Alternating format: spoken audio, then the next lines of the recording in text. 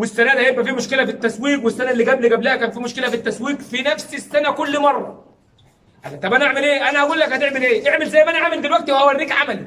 هاخدك مش هتكلم، هاخدك اوريك عملي دلوقتي عشان تبقى الكلام على في ارض الواقع. الاول شكرا جزيلا لكل متابعينا بره مصر وجوه مصر.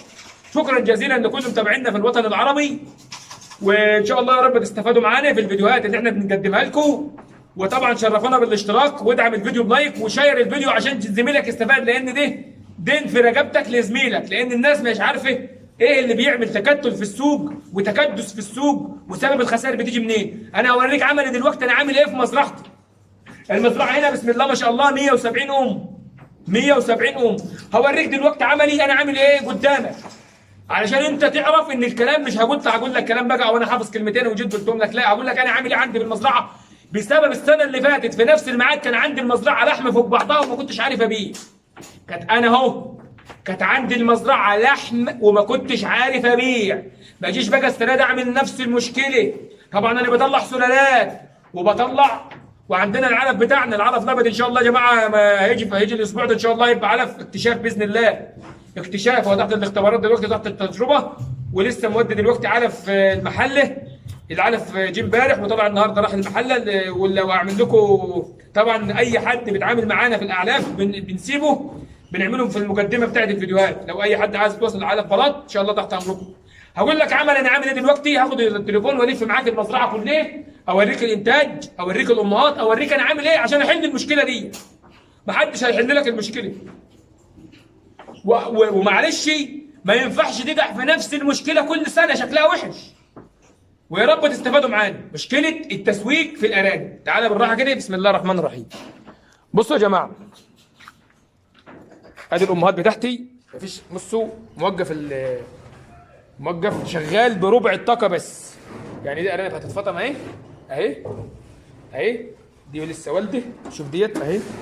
بص ارانب موقف خالص انتاج اهوت. ده انتاج اهو. بصوا شغال بكام يعني تيجي بالراحه. ادي 1 2 3 4 5 6 7 8 وواحده والده. وادي 9 10 وادي واحده والده. وادي 11 12. ديت خلاص عيالها اتفطم اهيت ولسه ما لقحتش. وديت لسه والده اهي. فاهمين؟ عملت ايه؟ اشتغلت بربع طاقه المزرعه. طب واحد يقول لي يا عم الحاج ده احنا نخسر. عمرك ما تخسر. طب ليه عمرك ما تخسر؟ اول حاجه بص ديت لسه والده اهي. دي ارنبه بلدي على فكره يا جماعه، كنت جايبها لواحد والله اهي. ارنبه بلدي خالص اهي. برضه البتاع ديت عامله كده ليه؟ البتاع مزغلله ليه؟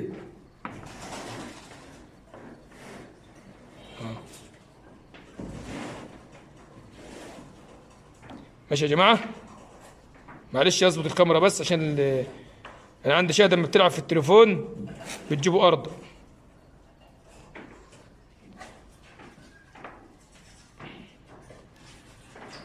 ماشي يا جماعه. هقفل واظبط واعمله تاني يا جماعه. هنوريكم بقى احنا ماشيين ازاي. الارنبه اهي. خلي بالك. شوف ديت هتفطم اهي. دي هتفطم اهي. بص اهي. دي طبعا فطام. واللي هوريكم برضو الانتاج بتاعنا بسم الله ما شاء الله عشان تعرفوا على البلاط. بسم الله ما شاء الله اعلى كفاءه. شايفين يا جماعه؟ دي ارنبه بلدي يا جماعه بس ملقحين من ارانب بسم الله ما شاء الله اهيت. شوف بسم الله ما شاء الله الارنب قد امه.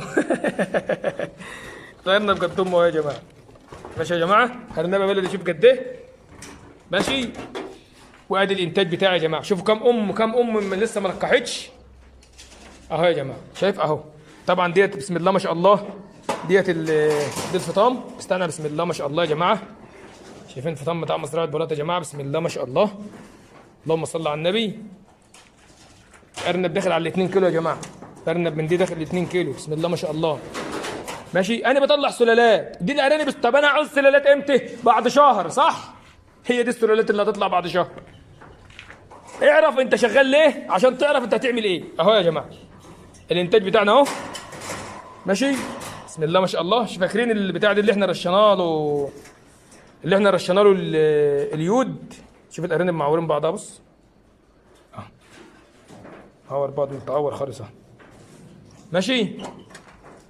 ادي الامهات اهوت اهوت ماشي اهوت ماشي. موقف انتاج شغال بربع طاقة المزرعة، شغالين بربع طاقة المزرعة ماشي. الامهات ديت الامهات دي اللي تخش ولاده ماشي، وفيهم ارانب والده اهيت. ما تسيبش عنبرك فاضي، اشتغل بس في نفس الوقت ما تجهدش العنبر اهو. شايفين بسم الله ما شاء الله يا جماعه العلف الجيد بسم الله ما شاء الله. يبقى ده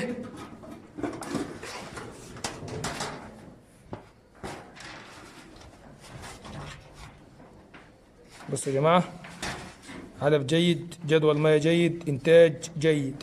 طيب انا محتاج، اعرف انت محتاج عدد قد ايه. طبعا شوفوا اهو الارانب كلها بسم الله ما شاء الله ماشي. الارانب كلها هيت. كم ام ملقحين عندهم ولا عيال اهو، ربع المزرعه. فاهمين؟ ما انا مش هتنيني كل سنه اصوت واقول الانتاج والارانب بتاكل وترجع تخسر وترجع ما فيش شغل وما فيش بيع. طب ما هو وقف شغل على قد الانتاج. يعني انت لو لاحظت هتلاقي كم ام تحتها خلفات صغيره وكم ام لسه والدين جداد اهوت اهو. ما تسيبش العنبر فاضي، خلي دائما عندك امهات والده، بس ما تخليش العدد كتير، ما تخليش العدد اللي يعني ما تشتغلش بطاقه المزرعه كلها اهوت يا جماعه. دي الاحلال اهوت، دي الارانب اللي احنا هناخد منها اللحم وهنطلع منها السلالات اللي احنا هنحتاجها. الامهات اهيت فاضيه اهيت، فاضيه اهيت امهات فاضيه قد ايه؟ فاضيه. ولسه اللي لسه ملقحه، اللي ملقحه من اسبوع براحتنا خالص. انا اللي خلاني اكل علف واخسره وارميه في الارض. طب وليه؟ وليه؟ ما انا اولي. ما هو اهي الامهات اهي بسم الله ما شاء الله ماشي. ادي الامهات اللي تحتها الخلفات بص على الخلفات واضرب العدد، هتلاقي لو انا عندي 170 ام او 160 ام، هتلاقي الامهات اللي تحتها خلفات كبيره زي ديت على وش فطام هتلاقي 30 40 ام 20 ام. هتلاقي اللي تحتها اصغر شويه كم ام، هتلاقي اللي تحتها صغير زي اللي هناك ده كم ام. لا سيب العنبر واقف ولا سيب العنبر ماشي بكامل طاقته. ليه؟ لان فيه مشكله النهارده في ايه؟ دي يا عم بسم الله ما شاء الله. اول حاجه بريح الامهات بتاعتي ماشي. بستفاد من الفتره اللي البيع والشراء فيها واقف، اللي الناس بتصفي فيه. بستفاد. انا ازنق نفسي ليه وازهق نفسي ليه وازهق حالي ليه؟ ماشي. لو انت جيت لاحظت هتلاقي بسم الله ما شاء الله السطر من ده 32 ام. 32 ام فيهم كم ام متركب لها ولا دي؟ ادي 1 2 3 4 5 6 7 8 9. 9 هم 9 من 32. هنا هتلاقي 15 في السطر ده، 15 ام. السطر الثاني ليه دي كله؟ ما تضغطش، ما تكثفش انتاجك في الوقت اللي السوق مش طالب فيه انتاج. اول حاجه توفر علفك، اول حاجه. تاني حاجه تريح الارنبه بتاعتك، الام اللي لسه هتخش بعد شهرين في المدعكه والمفرمه. اي ام عندها عرجوب، عندها درع، عندها تسمغ، عندها جرب، عندها اي مشكله، ابدا عالج. ما تلقحش الا السليم بنسبه 100%. انا راجل بطلع سلالات. ادي الام اهي مطلعه كم حته بسم الله ما شاء الله. ادي 1 2 3 4 اهو، حوالي 7 دول هيطلعوا منهم حوالي 5 سلالات، والباقي 4 سلالات همت، و4 ايه دولت هيطلعوا كلك سلالات اهم بسم الله ما شاء الله اهو. الارنب دي اهو سلالات كلك اهم مش اهم. عشان اللي بيقول بس مشروع الارنب فاشل، اقول له حضرتك انت اللي فاشل اهو. دي كله سلالات اهو. محتاجه نيه خلاص كده بسم الله ما شاء الله. عندنا الشغل 10 على 10 كلام سليم اهم. دولت الفطام اللي احنا فاطمينهم لسه من يومين. امهم اهيت مرتاحه، معاها كمان 3 تطلعهم هتجيبهم لي كيلو، وديت عيلها كلك سلالات اهم اهو. شايف الارنب عامل ازاي؟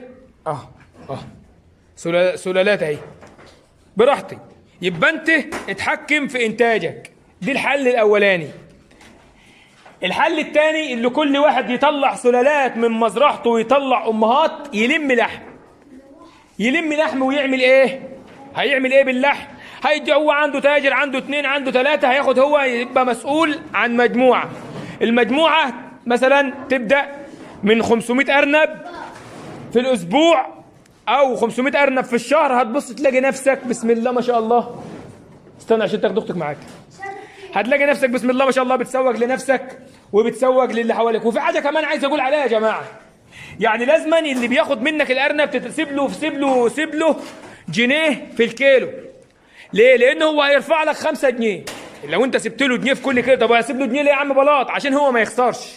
ما لو بلاط قال لك انا هبيع لك ارنب وانت جيت قلت له السوق 37، اديته ب 37، جي سلمه للتاجر لقى نفسه لم من 20 واحد ارانب خسر فيها 1000. طب ما اخسر 1000 ليه؟ فاهمني؟ يعني مش مهم يكسب بس ما تخسرهوش. فاهمني؟ هو دي المعلومه اللي عندي النهارده يا جماعه. اتحكم في التسويق. طبعا يا جماعه الدور الثاني طبعا هو اللي فيه السلالات.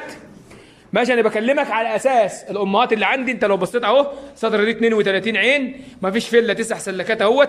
دي برضو اكتر من 8 ودي يعتبر 40 عين. في كام؟ في عادي حوالي 1 2 3 4 5 6 7 8 9 10 11. الناحيه الثانيه فيها دي 1 2 3 4 5 6 7، يعني 40 عين في 18. 40 فيهم 18 ودولت 32 فيهم 9 ودولت هم دي 3 هم. ماشي، ومريح مزرعتي خالص. ودي 3 هم تبقى 6. مريح خالص. ليه؟ هنا الام اللي فيها اي مشكله عالجناها. ضغطة السوق اللي كله بيبقى بيطلع فيها بيبيع الارانب بيصفي المزارع، يبقى انا عندي مزرعتي فايقه وانا فايق. لا عندي زحمه علف، ما عنديش علف مرمي في الفاضي، ما بروحش اكل. ما انت بتقول لي العلف غالي، طب ما هو العلف غالي ما انت بترمي في الارض. اعرف الميعاد اللي انت تعمل فيه. انت عارف السنه الجايه لو انتوا كلكم عملتوا شكل كده زي دلوقتي بالظبط هتلاقي السوق 40 جنيه و45 جنيه بالظبط. ليه؟ ما هو الانتاج قل شويه، شالهم الناس اللي بتصفي. فهمتوا الفكره ازاي؟ وانا كلمتك عملي ومن قلب المزرعه عشان ما تقولش ده هو حافظ وجاي يقول لنا كلمتين. لا، انا بقول لك انا عامل ايه. ودي ده اكبر دليل ان الكلام ده انا مطبقه من شهر، مش من النهارده، من شهر او من اكتر من شهر. لو تلاحظ من اكتر من شهر. ليه؟ عشان عارف السنه اللي فاتت كنت بقول له يا تاجر تاخد ارانب، يقول له والله ما حدش عايز دلوقتي. فاهمني؟ الكلام عملي قدامك. المزرعه كلها لفتها قدامك اهيت. اللهم صل على النبي. الارانب كلها بسم الله ما شاء الله بصحه جيده. حصنوا الارانب عشان الارانب الدنيا حر. اشتركوا معنا في القناه، ادعم الفيديو بلايك. شكرا جزيلا. السلام عليكم ورحمه الله وبركاته. بسم الله الرحمن الرحيم. دي نقله علف بلاط راح المحله يا جماعه. تن اهوت رايح المحله، لسه جاي امبارح بتاريخ امبارح اهوت يا جماعه. تاريخ اهوت نازله بتاريخ امبارح اخر يوم في شهر 4. كل سنه وانتم طيبين، وان شاء الله باذن الله علف بلاط. دي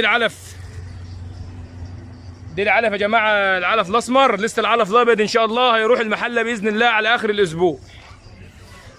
اهو يا جماعه بسم الله ما شاء الله. تن علف اهوت. علف المحله رايح طازه والله، جاي من امبارح، جاي من مصنع امبارح. ما بنخزنش علف يا جماعه.